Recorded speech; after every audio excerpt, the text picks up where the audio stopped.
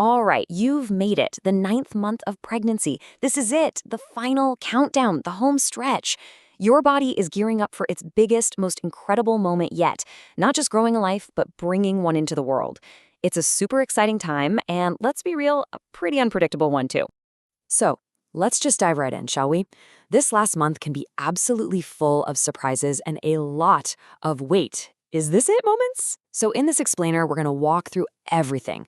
What's totally normal, what's not, how your baby is getting ready for their big debut, and what you can do to prepare as you get closer and closer to birth. Okay, let's start with the star of the show, that tiny person you've been growing for almost a year now. They are getting so ready to meet you, and some truly amazing things are happening inside right this very second. So in these last few weeks, your baby is basically putting on all the finishing touches.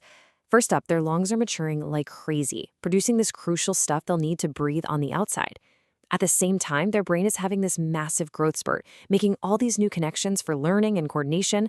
They're also packing on the pounds, about half a pound a week, to help keep them warm after birth. You know, that's where those adorable, chubby baby cheeks come from. And they're practicing all their skills, like swallowing, blinking, and listening to your voice. So seriously, keep talking to them. They can totally hear you. Now, let's talk a little more about this surfactant stuff because it's so cool.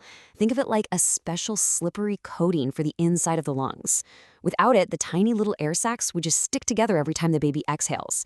This substance is one of the biggest reasons why these final weeks of pregnancy are so vital for making sure your baby is ready for their first breath. And that brings us to the magic number that doctors are almost always aiming for: 39 weeks. Once you hit that mark, a baby is considered full term. That just means their lungs, their brain, all their organs, they've had the perfect amount of time to mature.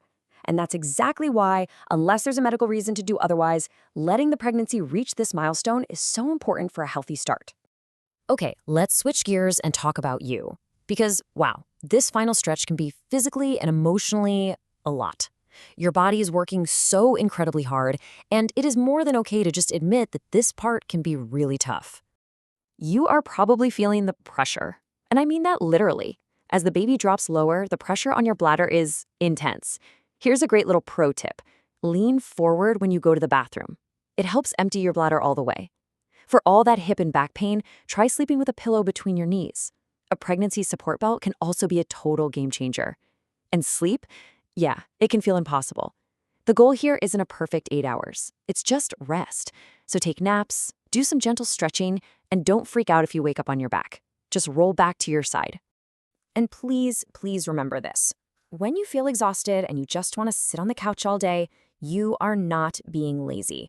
Your body is burning an insane amount of energy growing a whole human being. So be kind to yourself. Offer yourself some grace. Right now, rest is productive. You know, it's not just a physical marathon, it's an emotional one too. Feeling super excited one minute and then completely overwhelmed the next, 100% normal. You might also get this sudden, powerful urge to clean and organize every single thing in your house. Yep, that's the nesting instinct. It's your brain's primal way of getting ready for the new arrival. And if you feel that anxiety starting to bubble up, simple things like taking slow, deep breaths or just talking through your fears with someone can make a world of difference. Okay, let's get practical. As you head into this final month, your doctor's appointments are probably going to get more frequent, usually about once a week. This is the time for all the final checks and to get really clear on what you need to watch out for. At one of these appointments, they're going to offer you the Group B strep test, or GBS. It's just a quick, simple swab. Now, GBS is a super common bacteria that's totally harmless to you, but it can be passed to the baby during birth. So here's the crucial part. If the test comes back positive, I want you to hear me. It is not a big deal. It's actually really common. It just means you'll get some antibiotics through an IV during labor to protect the baby. It's a standard, routine, and highly effective precaution. Knowing when to call your doctor or midwife is so important. You should always reach out if you have any heavy bleeding or if you think your water broke. A big change in your baby's movement, like if they suddenly get way less active, is also a reason to call right away.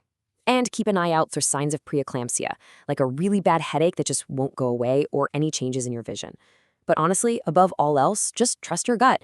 If something feels off, it is always better to call and get it checked out. And now we've arrived at the question that is on every single 9-month pregnant person's mind. How in the world do you know when it's really time? Let's break down the difference between a false alarm and the real deal. This chart breaks it down perfectly. Think of Braxton Hicks contractions as a dress rehearsal. They're irregular, they don't really get stronger, and a lot of the time they'll just stop if you lie down or change positions. True labor, though, true labor is on a mission. It sets up a clear pattern, the contractions get stronger, they last longer, and they get closer and closer together. And no amount of resting is going to make them stop. So, when should you grab your hospital bag and head out the door? A fantastic guideline to remember is the 5-1-1 rule. This means your contractions are coming every 5 minutes, each one is lasting for about 1 minute, and this whole pattern has been going on for at least 1 full hour. That usually means you're in active labor and it's time to go. But, and this is a big but, it's so important to remember that 5-1-1 is a guideline. It's not a strict, absolute rule. There are definitely exceptions. If your water breaks, even if you don't have contractions, you should call your provider. Same thing goes for any heavy bleeding. If you have a history of having babies really fast, or if your group B strep positive, your doctor will probably want you to come in much sooner. Always, always follow the specific instructions your provider gave you. So after all of this, if there's one thing to take away, it's to trust your body. It knows what it's doing. It has spent 9 long months getting everything ready for this exact moment. The physical preparation is pretty much done. So the real final question is this: how are you going to prepare your mind for the incredible journey ahead?